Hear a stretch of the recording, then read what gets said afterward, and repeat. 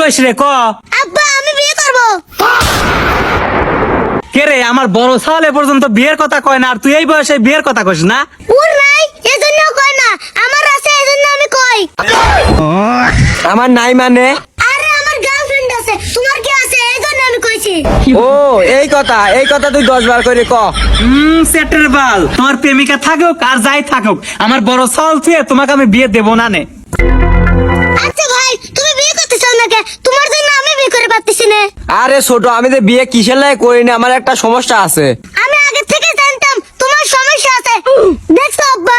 কে রে বেটা, তোর আবার কি সমস্যা আছে? এই স্যার, তুই কি জানিস আমার কি সমস্যা? তুই খালি আন্দাজে কথা কইস। কি সমস্যা আছে তুমি আব্বা কো আমি শুনি।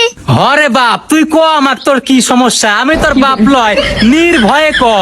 না আব্বা, কবলে আমি, আমার শরম করে। দেখছো আব্বা, বড় ভাইয়ের মনে করে সমস্যা আছে এজন্য করছে না।